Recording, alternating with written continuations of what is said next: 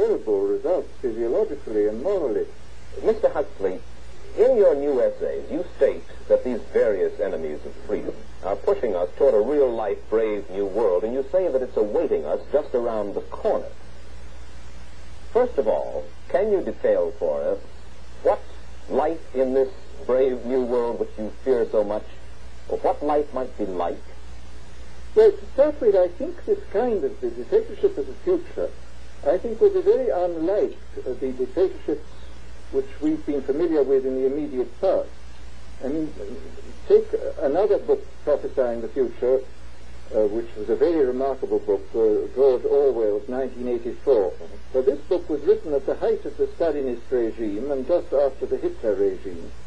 And there he foresaw a dictatorship using entirely the methods of terror, the methods of physical violence. Now, I think what is going to happen in the future is the dictators will find, as the old saying goes, that you can do everything with fairness except sit on them. That if you want to preserve your power indefinitely, you have to get the consent of these rules. And this they will do partly by drugs, as I foresaw in Brave New World, partly by these new techniques of propaganda. They will do it by bypassing the sort of rational side of man and appealing through his subconscious and his deeper emotions and his physiology even, and so making him actually love his slavery. I mean, I think this is the danger, that actually people may be in some ways happy under the new regime, but they will be happy in a situation where they oughtn't to be happy. But let me ask you this. You're talking about a world that could take place within the confines of a totalitarian state. Let's become more immediate, more urgent about it. We believe, anyway, that we live in democracy here in the United States. Do you believe that this brave new world that you talk about could, let's say in the next quarter century, the next century, could come here to our shores?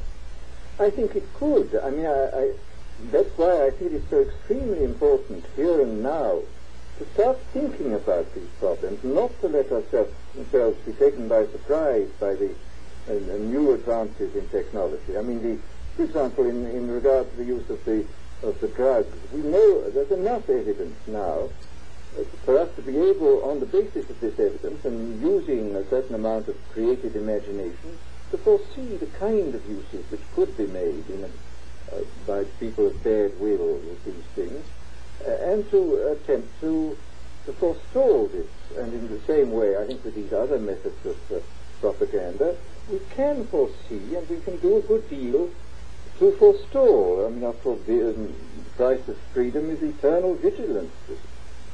You write in Enemies of Freedom, you write specifically about the United States. You say this, writing about American political campaigns.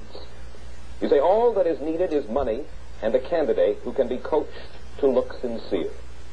Political principles and plans for specific action have come to lose most of their importance. The personality of the candidate, the way he is projected by the advertising experts, are the things that really matter.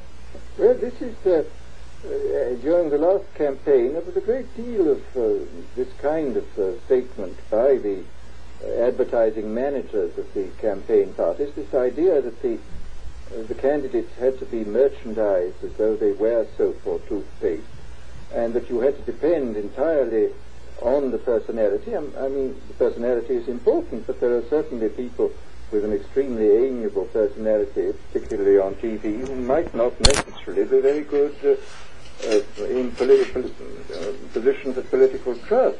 Well, do you feel that men like Eisenhower, Stevenson, Nixon, with knowledge of forethought, were trying to pull the wool over the eyes of the American public?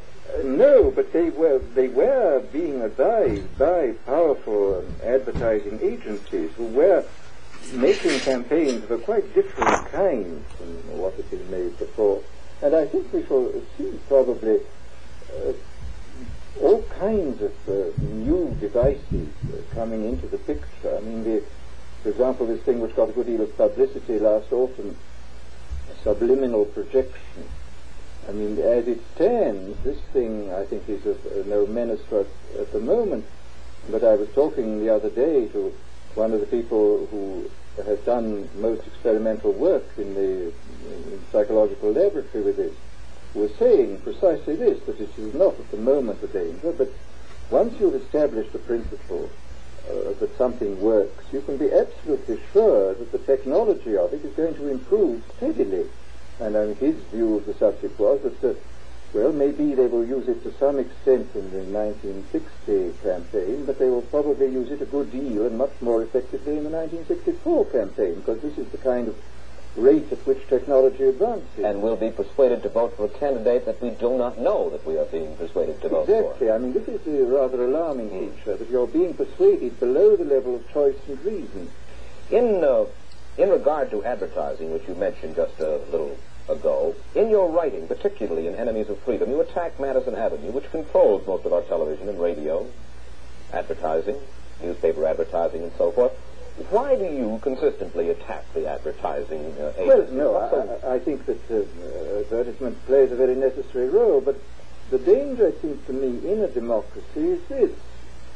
I mean, what does a democracy depend on? A democracy depends on the individual voter making an intelligent and rational choice for what he regards as his enlightened self-interest in any given circumstance.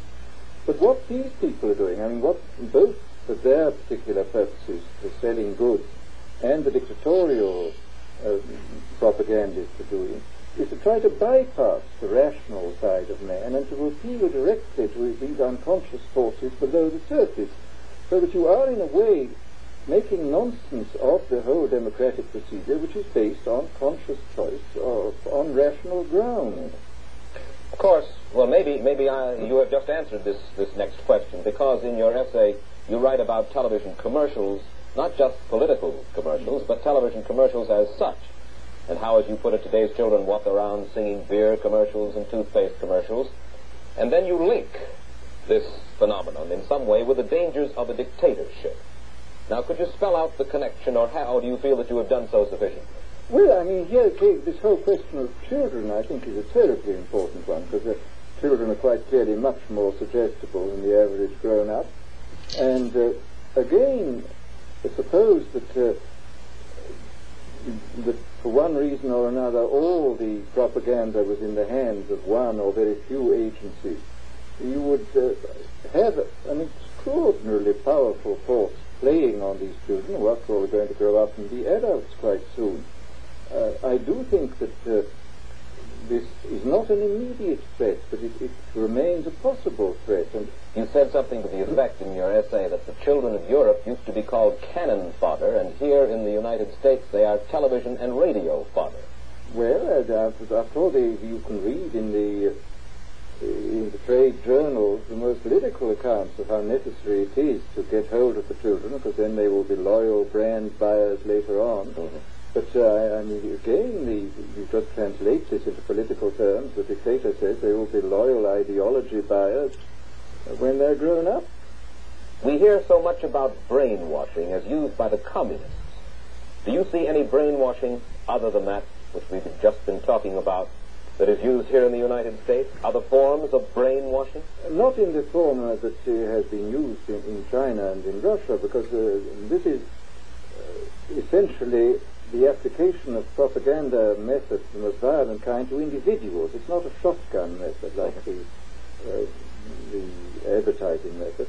It's a way of getting hold of the person and playing both on his physiology and his psychology till he really breaks down, and then you can implant a new idea in his head. I mean, the descriptions of the methods are really blood-curdling when you read them, and not only the methods applied to political prisoners, but the methods applied, for example, to the training of the young communist administrators and missionaries. They receive an incredibly tough kind of training, which may cause it about 25% of them to break down or commit suicide, but produces 75% of completely one-pointed fanatics. The question, of course, that keeps coming back to my mind is this. Obviously, politics in themselves are not evil. Television is not in itself evil. Atomic energy is not evil, and yet you seem to fear that it will be used in an evil way. Why is it that the right people will not, in your estimation, use them Why is it that the wrong people will use these various devices and for the wrong motives? Well, I think one of the reasons is that these are all instruments for obtaining power, and obviously the passion for power is one of the most moving passions that exist in man, and after all democracies are based on the proposition that power is very dangerous and that it's extremely important not to let any one man or any one small group have too much power for too long a time. After what are the British and American constitutions except devices for